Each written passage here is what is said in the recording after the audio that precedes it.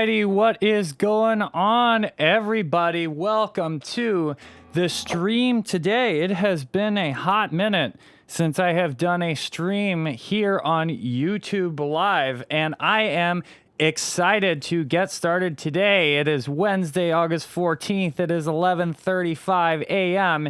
in my local time, which is Central Standard Time. And yeah, we're going to be having some fun in today's stream. So welcome to everybody watching. If you want me to do more streams like this, make sure you drop a comment down in the chat.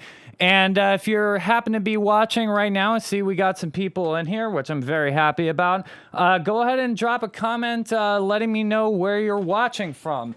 And so we're going to be treating this like a lesson, and also since it's live, we will be having a little bit of a Q&A session while we're at it for those of you who have questions as to what we are going to be discussing in today's lesson. So with that being said, let's kind of go ahead and get started with the lesson. So we're going to be talking about today how to sound legit playing in minor keys. So with that being said, let's just talk for a second before we jump into the material.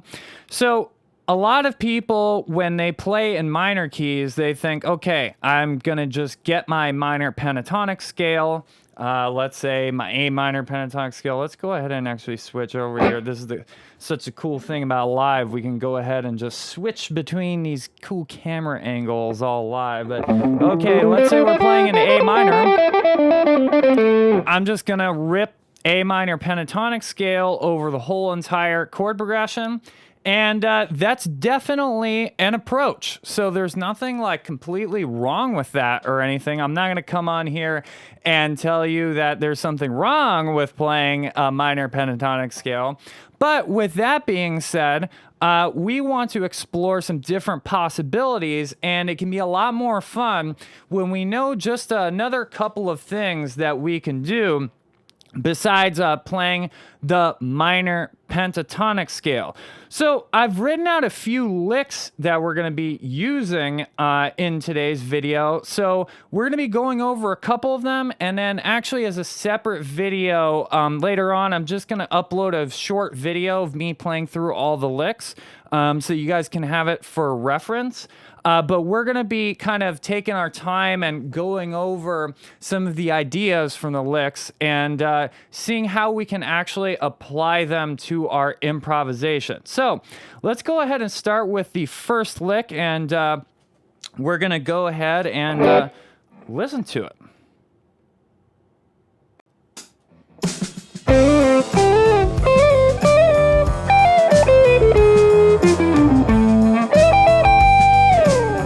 Hear it again.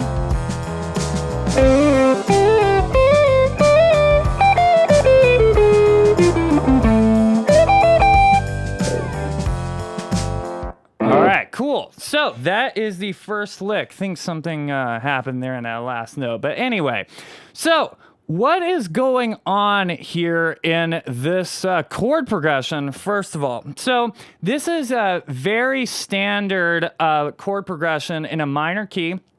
So one thing I like to do, by the way, if you've noticed in the past when I put tabs on screen, is I like to have the actual chord progression listed over the tabs so that we can actually do a little bit of analysis and comparison to see, well, what exactly is being played over what chord.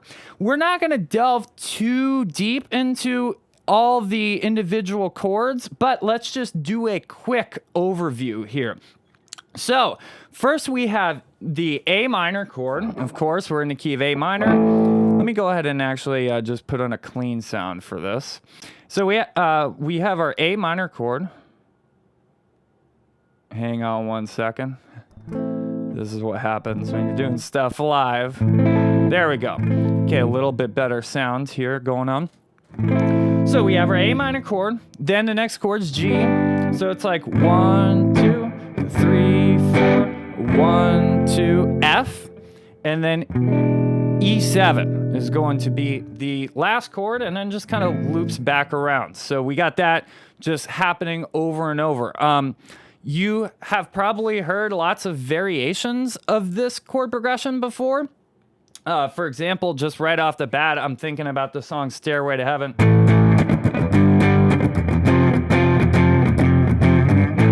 Right there at the end. That's not the exact same chord progression, but it's very similar. It says A minor, G, and an F, but it doesn't have that E7. So this E7 is actually very, very common to hear.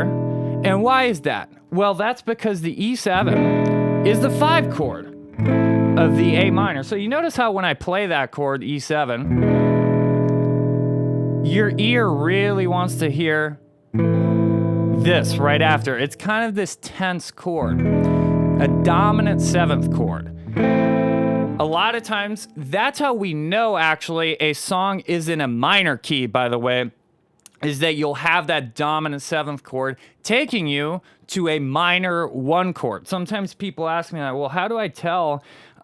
Because there's the relative minor and major. How do I tell if a song's in major or minor? A lot of times that's a dead giveaway right there, is if you have a 5 chord that's taking you back to the 1 chord. Anyway, so last thing I'll say about the chord progression is if you're going to put it in other keys, I like to think about this as a 1, minor 1, major, flat 7. So why am I calling it flat 7, by the way? Flat 7 is because normally we think of the chords in a major key, and the 7 chord is normally a half step below the 1 chord, but this is a whole step below, so we call it flat 7. So 1, flat 7, flat 6, because if we were in the key of A major, the 6th chord would actually be an F sharp minor chord, but this is F, so it's a half step lower than what the 6 normally should be, so we call it the flat 6. So 1, flat 7, flat 6, and then 5 as a dominant chord. Okay, so we could do a whole entire video just on that whole nomenclature, and if you're not following along, I apologize, but hopefully at least you're getting some sort of idea of the chord progression. All right, so that is going to come up a little bit later when we talk about this. So let's go over this lick really quick. First of all, one thing that's really important to do once you've learned all your scales and stuff, like your A minor pentatonic scale, is then you need to actually like learn some vocabulary that's going to help you use the stuff you already know, but make it sound better. Have to implement different techniques, different ways of combining the notes that you may not have thought of before. Learning vocabulary is the way to go once you've learned all those fundamentals of the fretboard so that you can learn to navigate. Then you need to learn vocabulary so you can actually sound musical. So that's why I'm trying to make it a little bit more of a point to include some actual musical vocabulary in my videos for the foreseeable future indefinitely, because it's very important for you guys. So the lick, first of all, you can see that it's really based on this little idea right here. Okay, this little, I'm going to take 2 notes and slide back and forth between them. And then, so what's going on here? This is actually all part of the A minor pentatonic scale here. So this is part of like the first position, and then second position. So we're sliding between the 5th fret and the 7th fret, just going back and forth.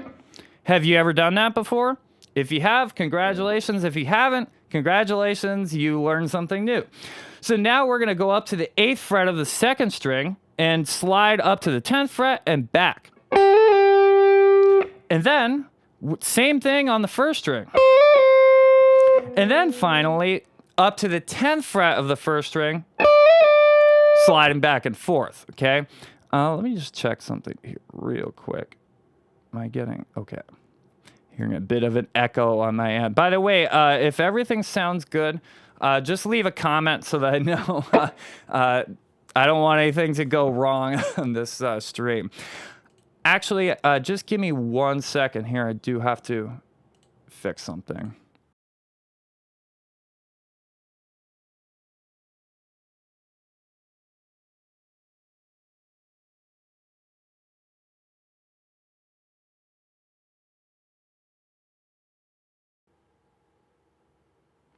Okay, cool. We're back. I was hearing a bit of an echo, and sometimes it's a dawn. I don't want to have any sync issues with the guitar, so cool. All right, so we got this little bit of lick. So, one thing that you'll hear me talk about a lot on this channel is the idea of being able to take like a simple musical idea and move it around within the key, within the scale. So that's really that whole first measure of the lick is just an example of that, okay? Saying, oh, I like this idea of just sliding back and forth between two notes. Well, what if I just transfer that over to some other notes that I know work in the key? I could do it anywhere.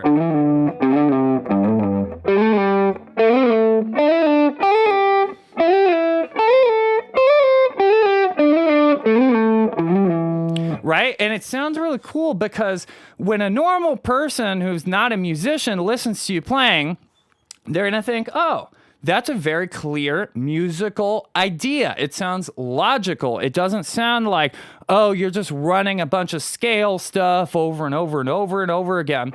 So you're going to notice that's a theme here that I talk about all the time and that we're using here in that lick. So that's not even the best part, though, that I want to talk about yet. So I want to talk about the line that happens afterwards. So... ooh, that note right there. What's that note? That sounds like a different note. So, if you notice, if you look at the tabs right there, see where the E7 chord is? That's where this note that I just played lands, the 13th fret of the 3rd string. And if you're familiar with reading notation at all, you'll notice that there's an accidental right next to that note above the tab. There's a sharp there. That is a G sharp note. And why is there a G sharp note there? Because that is actually part of that E7 chord. And that note sounds really cool. So here's a little trick to find that note, okay? No matter what key you're playing at. Let's say you're playing an A minor pentatonic, right? You just go a half step down from the root of your key. And that's going to give you that note. What is that note? I'll just tell you really quickly. That G sharp note is the 3rd of the 5 chord. So every chord has a root, 3rd, 5th, and maybe a 7th. If it's a 7th chord, this is a 7th chord. It has a 7th. And so the 3rd is one of the most important notes in a chord, but particularly in minor chord progressions, when you have that 5 chord, it sounds very exotic sounding, right? But if you add that note in, there's different ways to think about it. You could think of it as the harmonic minor scale, but you can even just think of it as, hey, this is minor pentatonic, but if I want to, I can just add that note right there. And if you time it correctly and you land on it right on that E7 chord, when we're playing, then it's going to sound really cool and it's going to sound like you really know what you're doing and you're really actually playing the chord changes, okay? By the way, again, we are live, so if you have any questions about anything I'm talking about, please feel free to drop a question in the chat and I'll go ahead and answer it for you. That's what I'm here for. So, with that being said, now we just took a piece of this vocabulary, a little snippet of this piece of vocabulary. And I realized, oh, wait a second. I looked from seeing the chords on top of the tabs and I saw that note and I realized, oh, wow. If I play that note there, then that's going to sound cool. So if you know nothing else, okay, we don't even need to learn a new scale or anything like that. Let's just pretend we're just going to keep thinking about A minor pentatonic scale over the whole thing.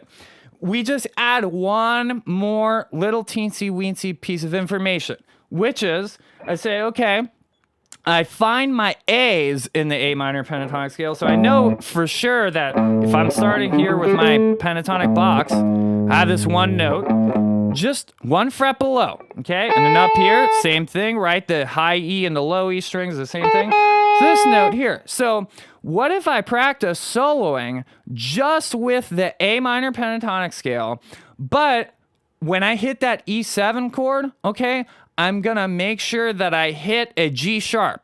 Of course, I don't have to do this every single time, okay? Every new thing that we learn, guys, in guitar, every new concept, it doesn't mean, oh, you need to forget about all the other stuff you've learned before, and now this is a rule. You must play the G sharp every single time you hit the E7. No, you don't need to do that, but it's a cool thing that you can do that helps you sound more legit. Like, you're not going to do that by accident. Most people, I don't know, maybe there's some guys like, wow, if I just put my finger on that fret, I don't know why, it just sounds really good, and I don't know any music theory, and I'm awesome because I have amazing ears, and I just figure out that, you know, if I put my finger in a random place, it sounds good. But anyway, I digress. So let's try, I'm going to just mess around with A minor pentatonic, but when I get to E7, I'm going to play this note here. And then, by the way, last thing I forgot to mention is you might want to resolve it back up. So that note will sound a little crunchy if you're not playing on the E7 chord, okay? And we can test that out too.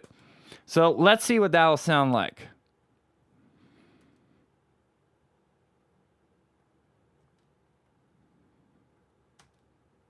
Okay. Let's see if I can get my backing track to actually play here for a second.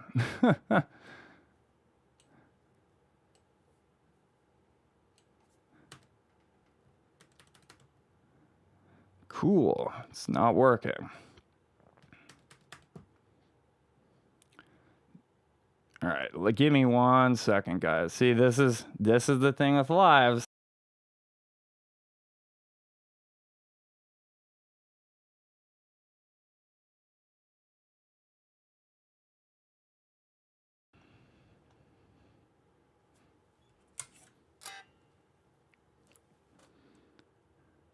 Okay, we should be good now. Let's give it a crack.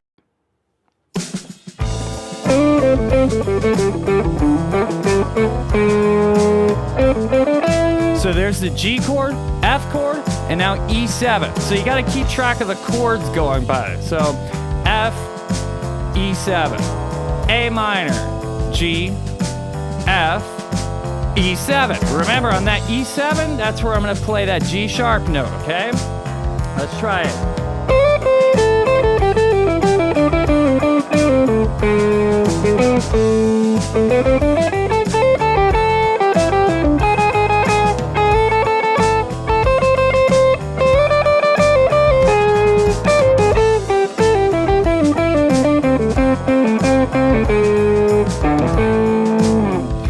Right, so all I was doing is I was just thinking of playing A minor pentatonic. I think maybe I played a B note or something in there that wasn't part of the A minor pentatonic for a second.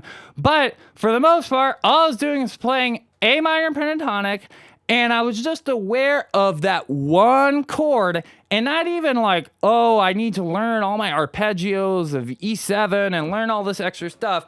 All I just thought of is targeting that one specific, what I like to call the key note, okay? It's the key note in that progression is that G sharp, okay? So if nothing else, guys, after this stream, I just want you to take that concept away, is that if you have that 5 chord on your minor chord progression, watch out for that, what we call, by the way, I didn't mention this before, it's called the leading tone. The leading tone, because it wants to lead up. Da, da, ba, da. So if you hit that leading tone on that 5 chord, it's going to sound super cool. And of course, you want to use cool techniques like sliding and hammer-ons, pull-offs, be tasteful and all that stuff. That's all way more important, okay? I understand all that stuff is more important than some kind of theoretical thing where I hit a particular note on a chord. But if you have all those things, you play with taste and you play with good time feel and you play with cool articulations and stuff, and then we add in just that one little teensy weensy note, all of a sudden we sound way more legit, okay? So with that being said, let's go ahead and check out another lick so that we can check out some other concepts here. So we're gonna go ahead and work on this lick here. So this is the third lick from the video, which I will be uploading later. So let's check this one out. This one is a little bit tougher. As you can see, there's a lot of notes on the page. So let's check this out and see if I don't mess it up. This is live, guys. So this is a real performance in a way here. So let's check it out.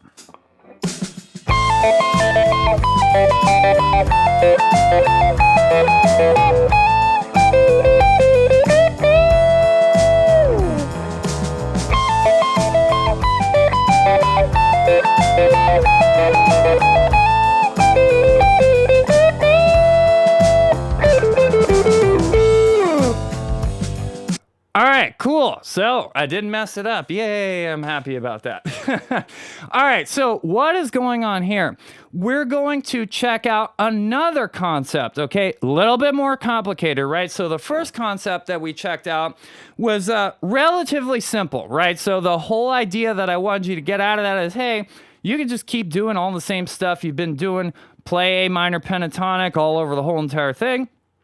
But now we're going to dig a little bit deeper into the actual chord progression that's going on here. And this is something, this lick, you would not ever come up with this unless you knew the chord progression. Okay, so this is one thing that I have people start working on when they want to really take their soloing to the next level, is actually being able to understand the entirety of a chord progression on a chord by chord basis. So again, we're playing the exact same chord progression, A minor, G, F, and E7. Okay, so what's going on here?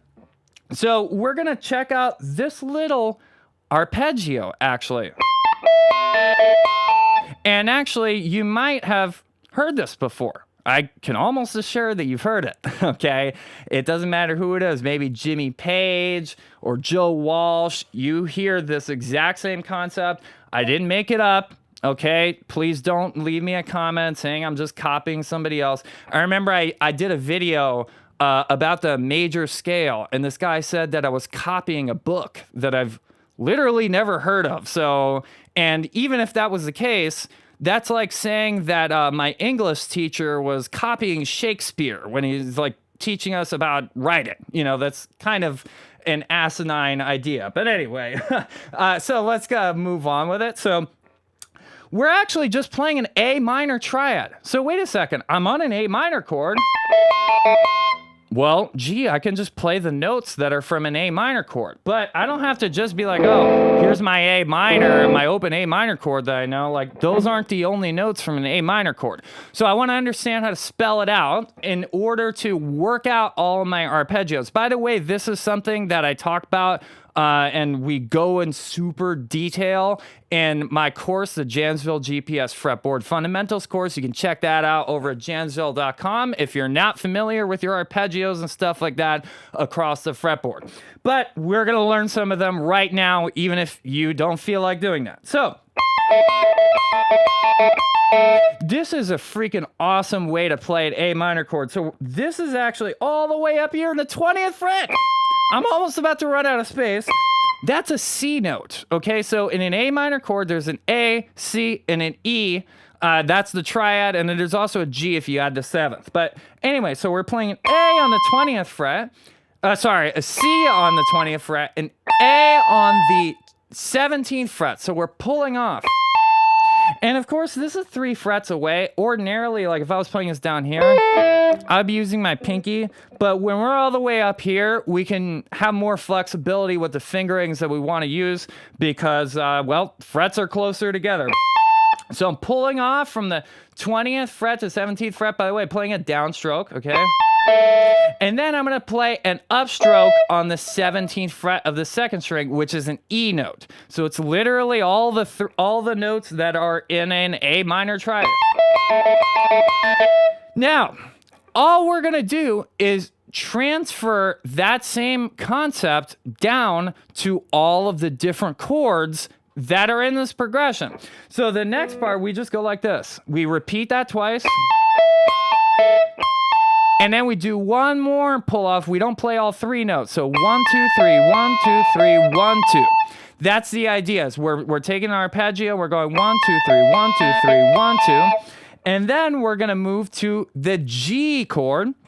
And guess what? We're going to play all the notes that are in a G chord, which is G, B, and D. Well, guess what? We're not going to play them in that exact order, okay? This is, by the way, it's called an inversion, okay? Because the G is not the lowest note, and in the A minor arpeggio as well, the A was not the lowest note. But anyway, so we're going to play this. So we're pulling off from the 19th fret to the 15th fret, okay? And same thing, by the way, same picking pattern. So down, pull off, up, down, pull off, up. Okay, that's the picking pattern that you got to get used to. And just if you're really having trouble with this, then just make sure you play one of these over. That can be such a cool, actually, thing. If you just practice that, you can learn how to shred pretty hard, like just learning one of those arpeggios. But so we start with this. Same thing. It's the same sort of orientation of all the notes. This is actually the third of the chord, which is B on the 19th fret. Then the root of the chord, which is G on the 15th fret. And then the fifth is also on the 15th fret. By the way, you might be a little bit like having a little bit of trouble with this. So you want to try to make sure that these two notes that are on the same fret but different strings, you want to make sure that they're not ringing out at the same time like this, like kind of like a chord. We want to make sure that we just very slightly roll our finger down like that. So also don't try to hop your finger down like this. That's not going to work when you're playing really fast. Now, notice that when I do it, I'm basically just holding my finger over these two frets, and it's just it's so hard to see when you're playing fast. You see my finger shifts so slightly so that I stop hearing the first string, and now I can hear the second string, okay? Anyway, so now, since, by the way, that's a G major triad, the cool thing is that on this particular progression, whatever it is that you play, like over the G major chord, if you work out an arpeggio, well, guess what? You can just move the exact same thing down 2 frets. So now, an F major triad, the exact same thing. So we have same exact shape, okay? And this, by the way, I'm definitely playing with the pinky. Even though we're pretty high up, it's just easier. I mean, it's theoretically possible, but it's a bit of a stretch. I don't like doing it so much, okay? Now, getting to the E7 chord. So those of you who are a little bit familiar with 7th chords, you should know that a dominant 7th chord actually has a major triad. And the only difference between a dominant 7th chord and a major 7th chord is the 7th, okay? So, with that being said, you can actually play the exact same thing you just played on the F chord, F triad. You can just play an E triad. It doesn't matter if it's major 7th or anything like that. So, actually, we only need 2 shapes to play this really cool arpeggio sequence through the whole entire thing. We have the A minor shape, which is the same shape, by the way, but since it's a minor chord, this first note is 1 fret closer to the second note. And then once we get to the G major chord, yeah, now the first note is 1, 2, 3, 4 frets away from the second note. But once we get to that G chord, guys, we just move that down a fret, and then move it down 2 frets, and then move it down 1 fret. So,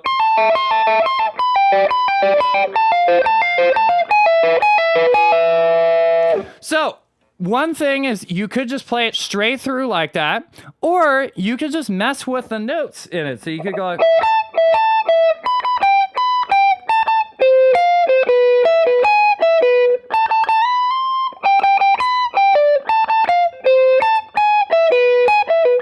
kind of sounds a little bit Cuban or Latin. By the way, those of you who don't know, My last name's Hernandez. I'm half Cuban. I'm from Miami. So maybe that's why that kind of resonates with me a little bit. So let's actually try that. First of all, I'll play the sequence as is. I'm not going to play the whole lick. I'm just going to play that first half of the lick. And then I'm just going to mess around with those shapes on each chord and change the order of the notes, change the rhythm a little bit. This is, guys, I want to also always make sure you guys understand this too, okay? The reason why we learn about music theory and all this stuff is so that when I learn a lick, like from Jimmy Page or whatever, my favorite guitar players, I can actually understand what's going on, and I'm not just memorizing like what tabs to play and all that. And because of that, then here's the thing. Understanding's fine. Some people go, oh, who cares if I understand it? I play it, sounds good, who cares? Well, here's the thing, is that if you understand it, you can actually then change it and make it your own. And isn't that really what we're trying to do, guys? We're trying to, right? Like, we want to learn how to sound like us. That's what I'm here to help you guys to do. I want to help you sound like you, okay? I don't want you to sound like a copy of somebody else. Obviously, we all have our influences, and you can hear them coming out. But as soon as I take a lick that I learned from somebody else, and then I change the rhythm, or I change the order of the notes, or I change any number of things about it, if I change just one little thing about it, now all of a sudden, it's mine. Right? Now it sounds like me. And when you guys practice these ideas, okay, you are going to play something that sounds different than what I play. Okay? It's like pretty much impossible for two people to like come up with the exact same idea using a concept, right? So that's one thing that I want you to understand is that when we learn a lick, it's not good enough to just learn how to play the lick, although that can really help. It can help your technique. But I want you to then take it and practice and then be able to actually change it and go, oh, wow, I see that it's using this idea. Let me mess around with that idea more. Let me move that around the fretboard. Let me change the rhythm.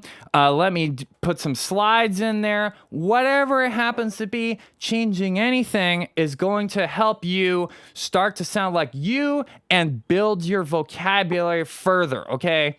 All right, so let's try it. I'm going to play through that sequence, and then I'm going to modify it a little bit.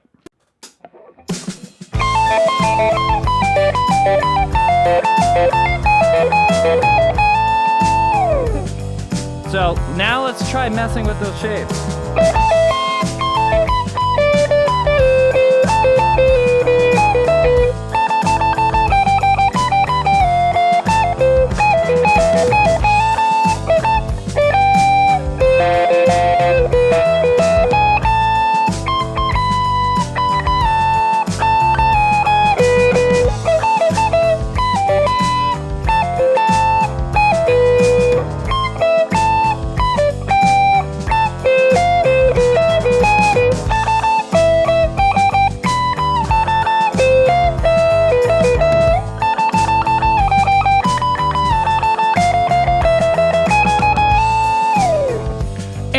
That's just doing that in a one like little area of the fretboard, right? So you can see that you can have a lot of fun with that. So now all of a sudden I took that lick and I changed it. Okay, so did I, think that was the greatest solo in the entire world? Well, of course not. That's not the point, okay? The point is that I'm taking some time and I'm working in a piece of vocabulary. Oh, this is cool. If I use that idea, putting the arpeggios over the chord progression, let me see what other things I can do with it. What if I try to play it faster? Let's do one more thing. What if I try to play with 16th note triplets? Let's see if I totally epically fail at this.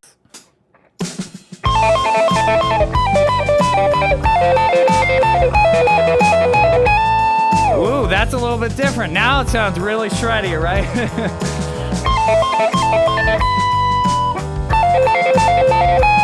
Oh, there, now I wasn't shredding on all of them. I just picked one note from the next shape. So, shred, one, shred, Oh, now I kind of like that more, right? It's a little bit more balanced. It's like a little bit of shredding. And then I picked one note on the next chord. Whatever it happens to be. So again, guys, I mean, I hope that you can tell that this is like so much fun for me. This is one of my favorite things to do, is to take a piece of vocabulary, and I like calling this taking it to the lab. Okay, it's like, ooh, I'm doing some experiments with this piece of vocabulary. And this is really how you actually get your improvisation better. You first of all, learn your fundamentals, right? So that I can navigate the fretboard and I can go through that basic process of improvisation and know that if I play all these notes, they'll sound good over the chord progression and learn how to play in time. Then once I got that down, learning some vocabulary, learning to play a lick note for note, right? That's going to really help because it's going to improve my technique. And then though, having the creativity and the wherewithal to be able to actually use the fundamentals that I know about, analyze the lick that I just learned, and then sort of dissect it into like little pieces and mess around with those in real time while I'm soloing. So to me, if I learn this lick, we haven't even really talked about the end, and we probably won't talk about the end because the end is just, it's distant. It sounds cool, but to me, if I just get one little nugget of information from that lick, which is, I'll play these triads.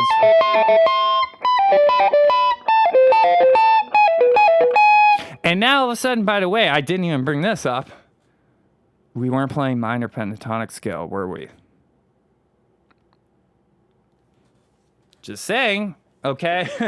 Again, nothing wrong with minor pentatonic scale. Those of you who have been watching ever since I started the stream, nothing wrong with it. Now you can mix this in with it though. So let's actually try that. So I'm going to just mess around with minor pentatonic, and I'm going to use all of the different things that we've talked about in this stream, and then we'll start wrapping it up. So to recap, of course, we always start with just ripping minor pentatonic scale over the minor chord progression, but we want to sound more legit, so we added in a couple things, okay? Number one, we learned that if we take the note that's a half step below the root of the key that we're in, so in this case, the root of the key is A, so I take that note that's one fret below A, G sharp. If I play that over the E7 chord, it sounds really cool because it sounds like I'm making a chord change and I'm playing a super important key note in the chord. Da, da, playing that movement. Da, da. And then also, if I can just even find like one little spot, let's just say I don't know any other triads on the neck. Well, I found one spot to play through them. And that's better than knowing 0 spots, right? Right? 1 is greater than 0. Yeah, we can all agree on that. So, I can just mess around with those specific arpeggios that I learned from this piece of vocabulary, and then that idea of using the G sharp note on the E7 chord, and then besides that, just using some cool phrasing and stuff when I'm playing over my A minor pentatonic scale. So let's give that a go.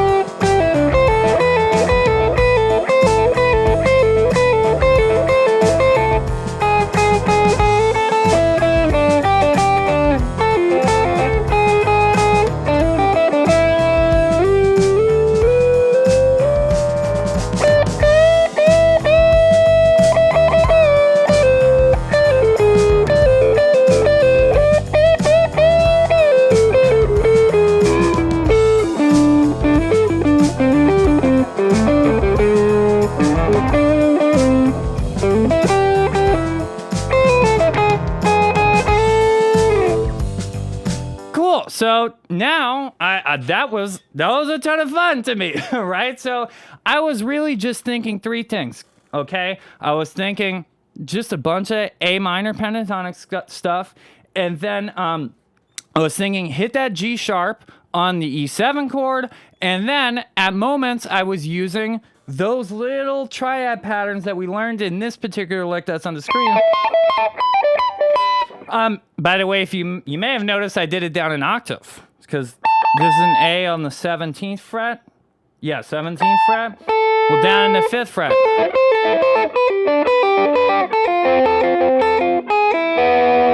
You kind of have to use the open string and stuff. It's a little bit harder to play down here because it is the frets are further apart and stuff. And by the way, just quick little tip that I noticed with a lot of people too who ask me like how to sound more interesting when they're soloing.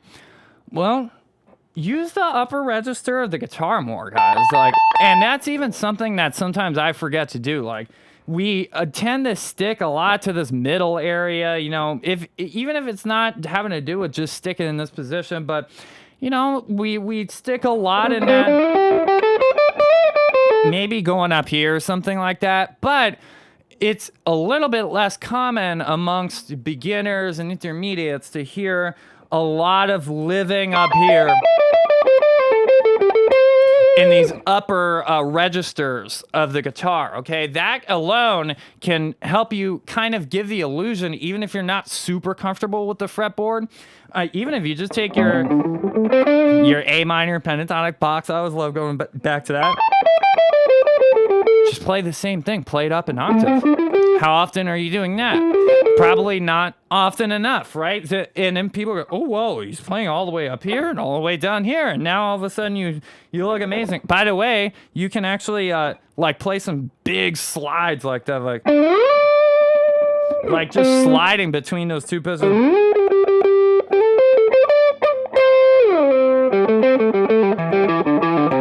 Let's try that, actually. I'm just going to mess around with the first A minor pentatonic box and 2 octaves, starting from the 5th fret, starting from the 17th fret.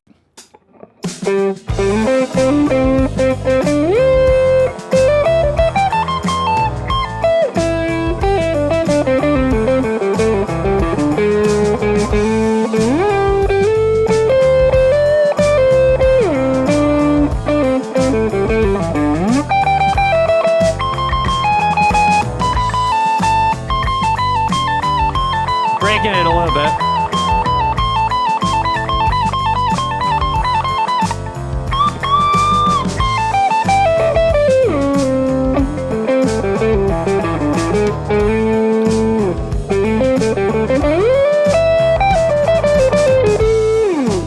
Sometimes those big slides can be real tough. It's like you gotta be really quick. You go, especially if it's in the middle of a 16th note line. But that can be a cool thing to practice, like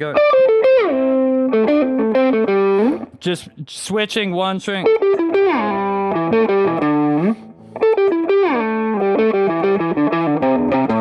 Literally, it's just one pattern. I'm just playing that one pattern in 2 different areas. So we will start. We'll start wrapping this up. Does anybody have any questions? I'll stick around for another few more minutes. And if you guys have questions, I'll be more than happy to answer them for you. Now is your opportunity. And if not, we'll wrap up soon. So, by the way, we just went over 2 licks. Of course, there's a lot that we could get out of those 2 licks, right, guys? But I just came out with a new downloadable mini lesson, which is 5 different licks, awesome guitar licks in key of A minor. Plus, you get that practice track that I was using to play over. And you could check the pinned comment in the chat or the link in the description if you want to go ahead and pick that up. Also, we have the Jamsville GPS Fretboard Fundamentals course available, which if you're somebody who's not familiar with the fretboard, the notes in the fretboard, not familiar with finding these different scale patterns across the neck, and being able to do so in all 12 keys, right? So this was all just in one key. Well, what if I want to play in C sharp minor? What if I want to play in G minor? There's a lot of common keys. By the way, I will say, It's very important to practice in all 12 keys, but there's definitely keys that are more commonly used than others. So sometimes it can really help even if you could just learn something like 4 or 5 different keys, right? But if you're unfamiliar with all this stuff and you want to learn how to master the fretboard, then make sure you head on over to jamsville.com and check out the Jamsville GPS Fretboard Fundamentals course. So with that being said, I will wait another few more seconds, and if we don't have any more questions, then I will go ahead and sign off. So... and even if you don't have a question, guys, drop a comment for the algorithm. Oh, yeah. Also, by the way, make sure you hit that like button. How could I wouldn't be a YouTube streamer if I don't mention that you got to hit the like button, guys. Come on. Got to hit the like button. How many likes do we have? Can I even see how many likes? We have 2 likes. We've had 53 views so far, and we have 2 likes. Come on, guys. We gotta get more likes on the video here. It helps more people get the stream out to more people and all that. And so I definitely want to continue doing more streams. Leave a comment if you enjoyed this. If you want me to do more streams like this, I think it's really fun. I remember when I first started making videos, it was so like torturous. I would put this like script in front of me, and I know a lot of people are very good about doing that, but it's actually a lot more fun to me to just go live and interact with you all, and it's a much more fun experience. That I feel like it's so concocted. If I sit there and I put a script and then I edit it and do all this stuff. It's so concocted and almost fake. And I really appreciate that we have this ability to do the live streams and stuff because it feels very genuine. It feels like a real guitar lesson. I know a lot of people, they just want to watch 1 minute TikTok and get better. Well, guess what? If all you want to do is watch 1 minute TikToks and you think you're going to get better at guitar, guess what? You're wrong. There's a reason why real guitar lessons with real people take like an hour, because it takes time to learn stuff, right? So that's why I've been doing videos like this, because to me, it's just like a real guitar lesson. There's a real person, you talk to them, you take your time going through things, you can have your questions answered. To me, that's a lot more useful than, here's a bunch of stuff. Here, take it easy. Bye. Scroll to the next thing. Like, no one's actually watching a TikTok and then going and practicing. I refuse to believe that. There's like 0.001% of the people who like watch a guitar TikTok actually like turn around and go, oh, I'm gonna practice that. I'm gonna stop scrolling on TikTok and now I'm gonna actually practice this thing and then actually get better. No, that's not how guitar works. You gotta actually focus on stuff and give it the time that it needs so it actually sinks into your playing. So, all right, guys. Well, looks like we don't have any more questions. And drop a comment if you want to see more streams like this. Maybe I'll go live again next week. Who knows? Who knows? If enough people like it, maybe I'll keep doing it like this. So, anyway, guys. All right, make sure you check out Jamsville GPS Fretboard Fundamentals course. Make sure you download the 5 awesome guitar licks in the A minor with the practice track. You can find the link in the description, and you can also find it there in the pinned comment in the chat. And also check out Jamsville merch store, the link in the description below. We got lots of cool stuff available. And yeah, I love this shirt. I wear this shirt all the time. It actually, not even just because it looks cool, because I like how it fits, actually. That's like my big thing when I wear a t-shirt. Like, I don't care how cool the design is. It's got to fit well, and it's got to be comfortable, or else I won't wear it. I have some shirts that they look really cool, then I put it on and the sleeves are weird and they're too long or whatever, and I won't wear them. So, but this thing fits great. I was very pleasantly surprised with how it came out. So we got a lot of other stuff, Jamsville hats, mugs, all that. So support the channel. Check out my music on Spotify. Look up Adam Paul. That's my artist name.